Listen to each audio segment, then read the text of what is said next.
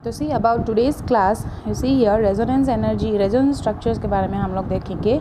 तो एक मॉलिक्यूल का जो बिहेवियर है, एक्चुअली लिविज स्ट्रक्चर जो है वो इतना एग्जैक्टली नहीं बता पा रहा है, ठीक है। तो मतलब लिविज स्ट्रक्चर चेंज हो रहा है। मतलब सपोज ओजोन का हम लोग यहाँ पे देखते हैं। ओजोन का देखो, इस तरह से भी आप डबल बोन इस तरफ लिख के इधर सिंगल बोन लिख सकते हो, इधर भी डबल बोन लिख के इधर सिंगल, मतलब दोनों जो क्या है कैनोनिकल फॉर्म्स है। हाँ, अब ये दोनों को मिला के देखो, बॉन्ड ऑर्डर भी, बॉन्ड लेंथ भी अलग अलग है दोनों का। हाँ, तो अगर ये दोनों को हम लोग इस तरह से अगर लिखते हैं, एक्चुअली क्या होता है ना, यहाँ का इलेक्ट्रॉन्स जो होता है ये इधर ही शिफ्ट, ये इधर शिफ्टिंग होने से यहाँ डबल बॉन्ड हो जाता है, फिर ये जो इधर शिफ्टिंग होता है तो ये मिलता है, मीन्स आपस में बोथ आर इंटर रिलेटेड। हाँ, तो you got this structure of O3.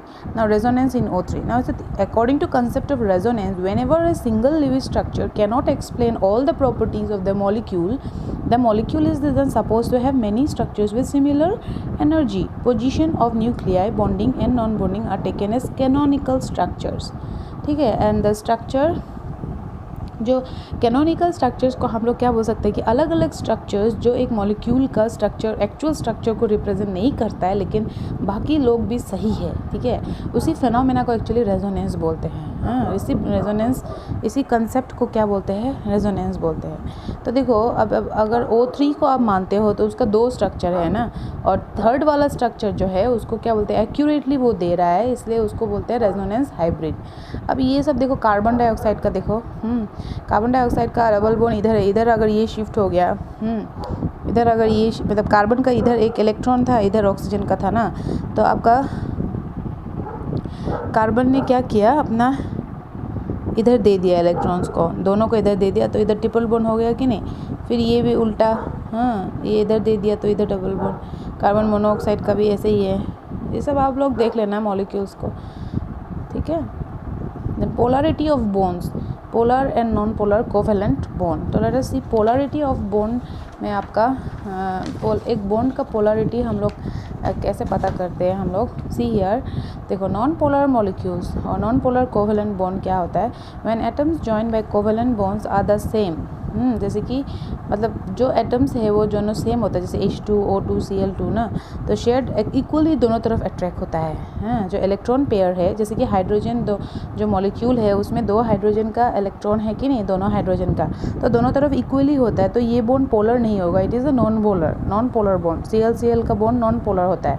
But क्या होता है कि इन केस अगर दो अलग अलग एलिमेंट है, हाइड्रोजन है और क्लोरीन है, दोनों को एक एक इलेक्ट्रॉन से ही तो बॉन्डिंग हो रहा है यहाँ पे भी ना। क्लोरीन का बाहर 7 है और ये 1 मिल गया, उसको 8 हो गया।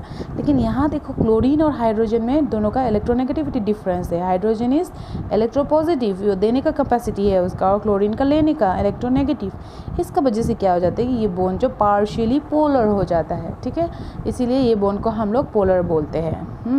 Next is dipole movement. अब एक पोलर बॉन्ड के लिए डाइपोल मूवमेंट का बात आ जाएगा। तो due to polarity, polar molecules are also known as dipole molecules and they possess dipole movement. Now dipole movement क्या है, it is the product of magnitude of positive और negative charge and the distance between the charges. Charge दोनों का जो product, charge का product और distance of separation, ये जो डिस्टेंस ऑफ सेपरेशन, ठीक है, इसको यूनिट डेबाई है, this is the unit, 1 debye equals to this much centimetre. ये सब कभी कभी पूछता है 1 debye equals to how much centimetre ना, इसको वेक्टर क्वांटिटी बोलते हैं। ये सब फिजिक्स में आप लोग पढ़ा है, जिसमें डायरेक्शन और मैग्नीट्यूड दोनों होता है, उसको हम लोग वेक्टर क्वांटिटी बोलते हैं। एक स्मॉल एरो से हम लोग देखते हैं, इस तरह से शो करते हैं।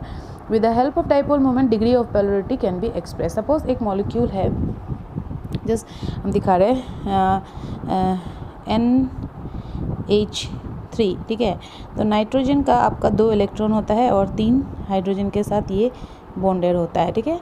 इसका एग्जैक्ट स्ट्रक्चर ये है, पिरामिडल है, हम लोग बाद में इसके बारे में डिस्कस करेंगे। नाइट्रोजन और हाइड्रोजन में ज़्यादा इलेक्ट्रोनेगेटिव नाइट्रोजन है, ये इलेक्ट्रॉन इसके तरफ रहेगा कि नहीं, तो ओवरऑल डाइपोल मोमेंट आपका इस तरफ रहेगा, ठीक है, ऊपर तरफ रहेगा, क्योंकि इधर लोन पेयर भी है। तो इस तरह से आपका नाइट्रोजन का जो NH3 का जो डाइपोल मोमेंट है, it comes out to be actually 1.47 D।